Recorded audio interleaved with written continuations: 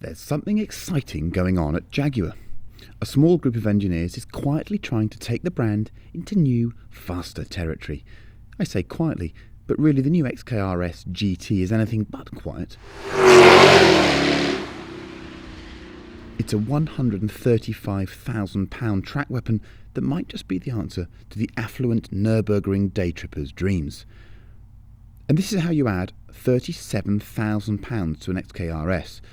First, you don't add any power or torque. Really, you keep the same 542 horsepower and 502 foot-pounds as before. You may think that's a bit mean, but withhold judgment for now, because the GT is all about chassis and aerodynamics. That bodywork is very effective. The combination of massive rear wing and a front splitter that adds 60mm to the length of the car and a flattened underbody bring a claimed 145 kilograms of downforce at the 186 mph maximum. This time I actually believe the figures. The chassis is completely revised using hardware and knowledge gleaned from the F-Type, so the steering rack is mostly F-Type tweaked for this application. The front suspension only shares the upper arm with the standard car, the rest is all new, including a 52mm increase in track width and a 255 section tyre. Spring rate is up 68% and the dampers are completely recalibrated. All of this stuff is very expensive. The same goes at the rear. Much new hardware, 22% stiffer spring, a wider tyre, Pirelli P0 coursers all round by the way, and, like the front axle, a set of carbon ceramic brakes. The fronts are 398mm. Inside you get some snazzy bucket seats, a few logos and a half cage where the rear seats once were. And you get a ring lap time of 7 minutes 40 seconds, which is mighty fast for something this big.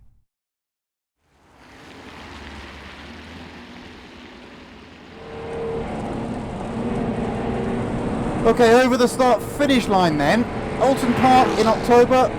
Unsurprisingly, it's a little bit wet, so I'm going to try and string together something that's vaguely in a straight line for you. But it's a shame because this car's setup is clearly for dry weather, and we're getting a bit of standing water now. Immediately the car feels more connected, most apparently for me through the steering. Steering is really connected compared to an XKR-S to me. Bloody hell, that wasn't meant to happen. Okay. Even in the wet, we've got pretty good traction. I mean, these Jags have always struggled for traction, as far as I'm concerned. I'm having to go offline to look for the grip, rather irritatingly. Motor, that really pulls. That really, really pulls. I quite like this sort of approximation of what a sportier XKR should be. It doesn't feel like a GT3 to me. There goes the oversteer. I'm really not trying to do that. It's a shame I just can't tell you more about the dry handling of the car. I can tell you about the excitement of the package though, and I do think it's a really cool thing.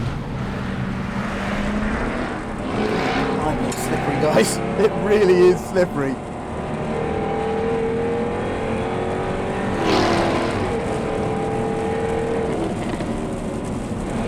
Okay, so I'm afraid we're going to have to resort to a bit of yobbery because it's just so slippery.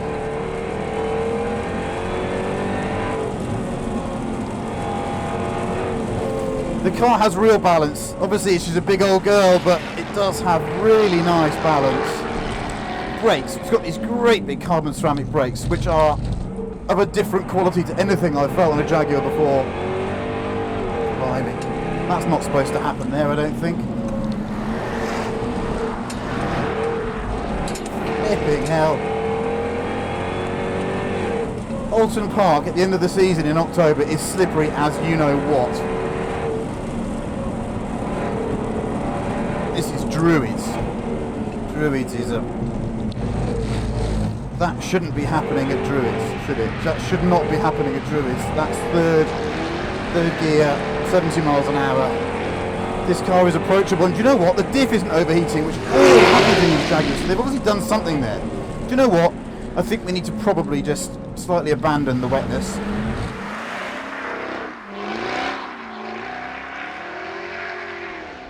That's quite full on. Deary me.